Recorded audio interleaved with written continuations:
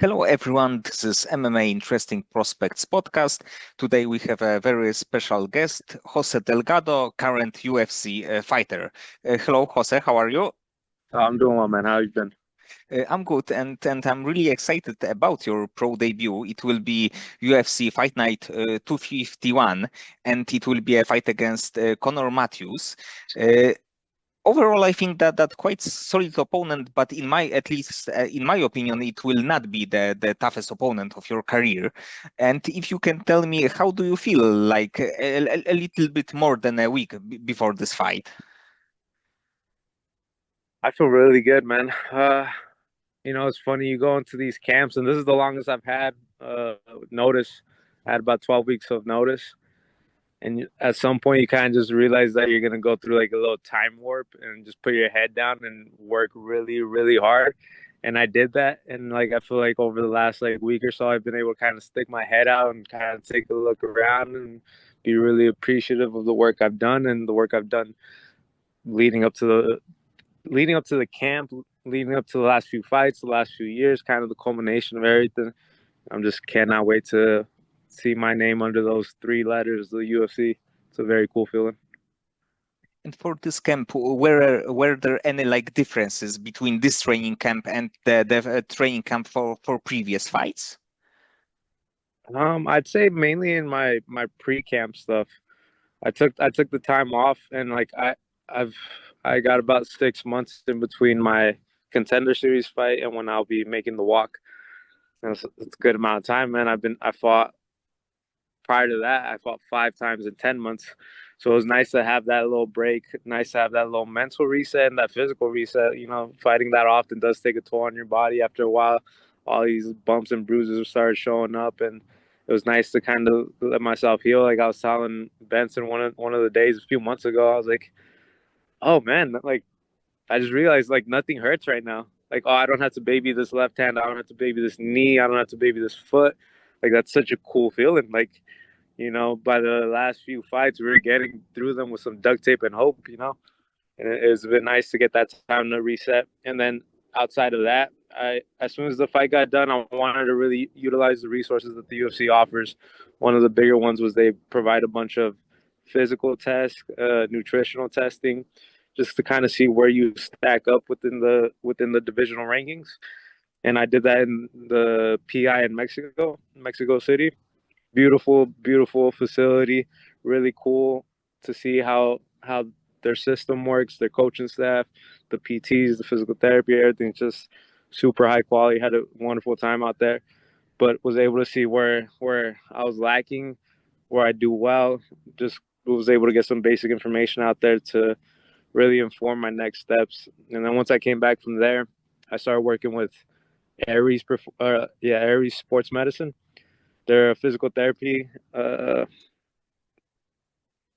clinic out here, and they're as elite as it gets. Man, Jared Cannonier's been going there for the last 3-4 years, I want to say, and I've seen the work that they've done with him. So from there, and I called them up, and I started working one on one with the head owner and operator Al Escobar. And man, he leveled me up as an athlete, as a just all around, like just gave me a lot of confidence in my ability to move and move weight and move heavyweight and really try to build some more explosiveness and just be an all around better athlete that I think that I know for a fact gave me such a much better foundation to start my camp off on. So this will be the best version of Jose Delgado. Absolutely. Absolutely. And then I gotta top it. And then I gotta top it again. And then I gotta top it again. It's the funnest aspect of the sport. It's never ending, man. I enjoy it so much. I enjoy that day to day.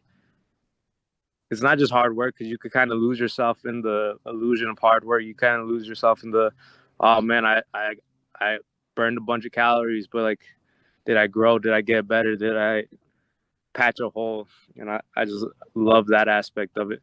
Working hard, but working intelligently at the same time.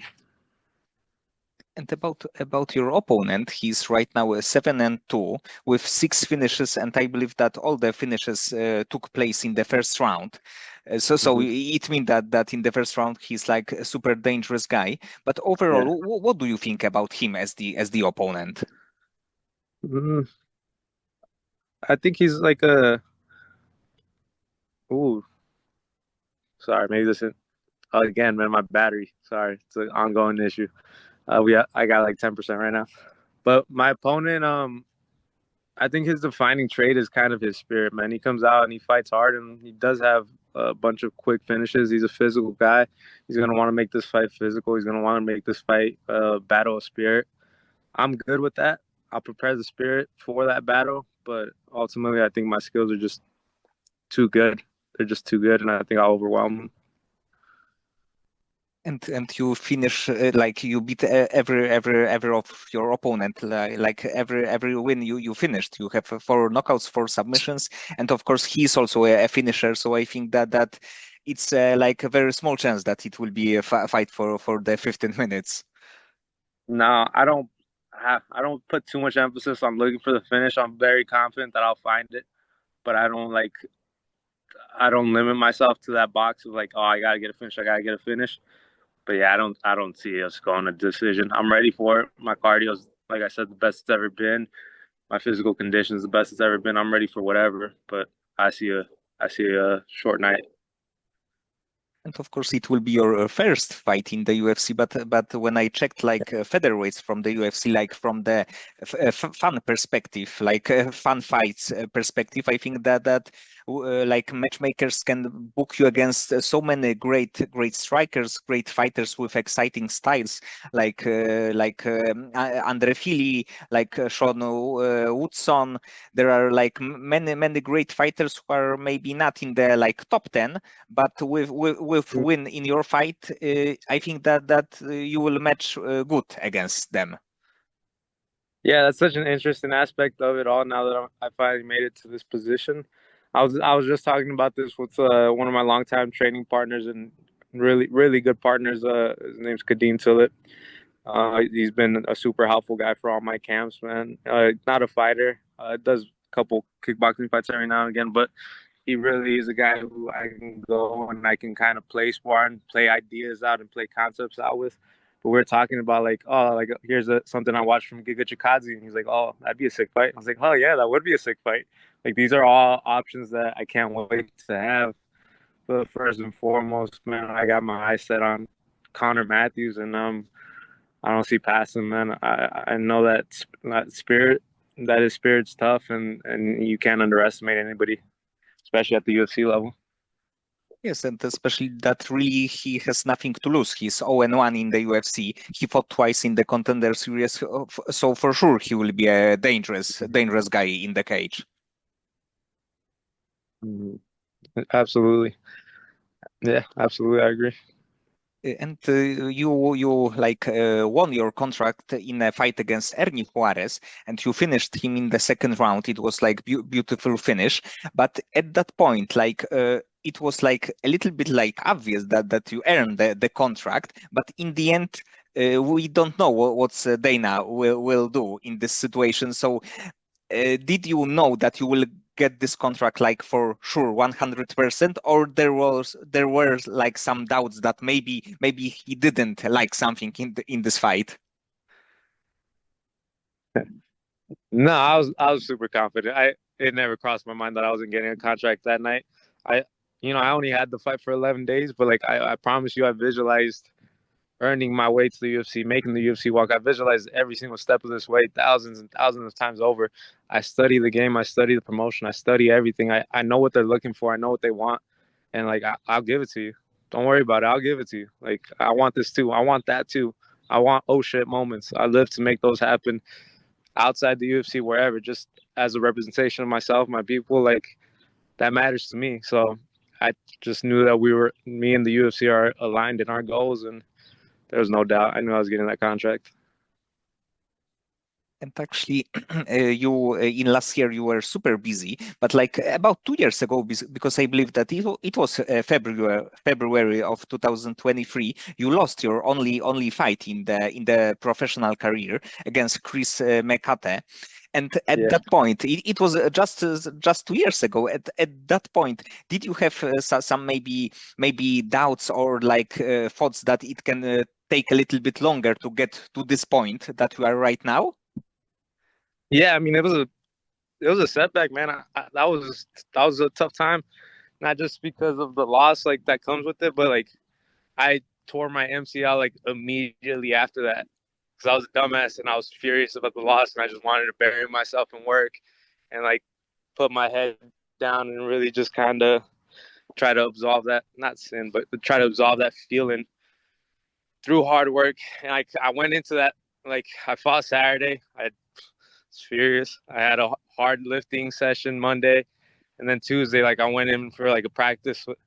I was like, oh, like with that practice, I just want pain. As silly as that sounds, and shit, I got it. I tore my MCL, and I was in denial about it for months, like just telling myself every day, like, I'll feel better tomorrow. I'll feel better tomorrow. It took me so long. It took me a really long time to heal, because I never did anything about it, but like it also taught me a lot. Like you gotta go through these things. You gotta feel this adversity. Like it makes moments like this, moments like making the UFC walk in a week and a half, that much sweeter. I just knew that it was gonna take a lot of work, and I knew it was gonna take a lot of effort, and I just knew I had to put my head down when it came down. Once I got healthy and compete as much as I can, and that's what I did. That's what I set out on doing, and I did it, man. And that's a damn good feeling. But I think that it's also can be like motivational story for even the younger fighters that you can lose a fight or two, and in like not a long time, it was just 2 years, you can be at this position to like challenge for the really big things, to be honest. Yeah, yeah. Sorry, I'm trying to get to my car so I can charge my phone up a little more. But trying to think. Yeah, I agree. Uh, Ultimately, man, I think what not sets me apart, but one of the patterns that I've seen from all the elite guys is just resilience. This is a fucking terrible career choice. Do something else. Like this is not stable. This is not financially stable. This is not physically stable. This is not emotionally stable. Like if you're gonna go on this path, know that this path is gonna go through ups and downs, and you gotta kind of stay steadfast in your mentality with it through it all, and just know that if you want it bad enough, like I believe so deeply, if you want it bad enough, you'll make a way, and I want this bad, so I always just believed in myself. I always knew that I'd make it happen, whether it took the 2 years, whether it took the 3, 4, 5 years, whatever it took, I was willing to put it in. And you like mentioned this oh shit moments, this kind of crazy Yeah. moments that people will remember. And what kind of moments would you like to create in the UFC? Some big knockout, big finish, something like this? Yeah, that's what I visualized. Man. I remember being a little kid. My brother would always buy the fights. It'd be 20, 30, 40 Mexicans deep in those little rooms, those little garages, and it'd be watching the fight with such focus that you could feel the whole room watching the fights with such focus, whether it was the main event, whether whatever. And there was just this crescendo that would happen before, like right before a major moment. And the moment would happen, whether it was Marquez putting Pacquiao out in the fifth fight, whether it was Anderson knocking out Vitor with that front kick. Like I just remember the explosion of like everybody in the room losing their minds, me losing my mind. I live for those moments. Those moments bring me such happiness. Those are such happy childhood memories, and I want to just continue to do that. And yeah, I live for those shit moments, man. Knockouts, submissions, something sweet. And actually, you have this style that you deliver like all kind of finishes, and the like fight card that you are fighting on are really good. There are a lot of names like Jared Cannonier, one of your like partners from MMA Lab, will be fighting in the main event. But overall, I think that with your style, it's like a big chance for you to get like fight of the night or finish of the night, especially like performance of the night money. Shit, I like that too, man. I try not to put too much emphasis on that. I try to kind of erase that from my head, like, because yeah, dude, 50K would be extremely helpful. I've been broke so long chasing this dream. 50K, an additional 50K bonus would do a lot for me right now. But the focus doesn't isn't on that money. The focus is just about being my best version on that night. That's all I can think about. And if it comes, it comes. And for now, you are in the like MMA for many years. But what do you think is like the or the most underrated part of the MMA game as far as the skills? You mean generally or personally? No, generally that you think that something should be like more used, let's say. Hmm. Uh, I think what Jones does really well, that kind of sets him apart from everybody, is his hand fighting in MMA. His ability to go from strikes to the clinch to the takedown, but that in between stage where he's palming a hand, where he's in with his elbow, he's breaking rhythm with his hand controls. I think that can be a little deeper in and something I'm trying to focus on myself. Jones got this fight. I believe that it was many years ago against Glover Teixeira. There was a lot of fighting in the clinch, hand fighting.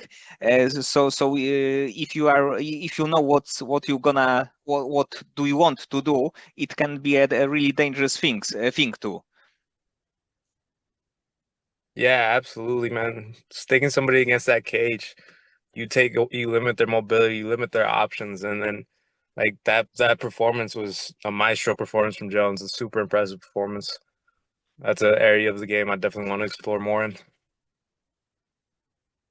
And before this fight, do you like write down your thoughts, journal things, just to let you to go back in time in just few years to see where your head was in like February of 2025? Yeah, I'll write them down. I initially started playing with that early on in my amateur career, and it's funny. Like I was uh, cleaning out some stuff a while back, and I found one of my early notes from one of my early fights, and it was so cringy. Like I was clearly writing with the expectation of it being read later on, and it was so embarrassing. But now I write with a little more just in the moment. But there I was writing kind of with this grandiose idea of it being, I don't know, but it was a cringy read for the first amateur fights. It was kind of funny. Um, but yeah, I think that's very helpful. I always right before a fight would jot down my game plan, what my like initial feelings are, what my fears are, what best case scenario, what worst case scenario, just kind of whatever I'm feeling in that moment. But I do find that writing things down is very helpful for me, very helpful in structuring the way I want to approach things. Right now you are in the like a very good position. You have experience in MMA. In just few weeks you will have a like experience in the UFC. And what do you think is like the one or two really important crucial aspects to become a like world class MMA fighter?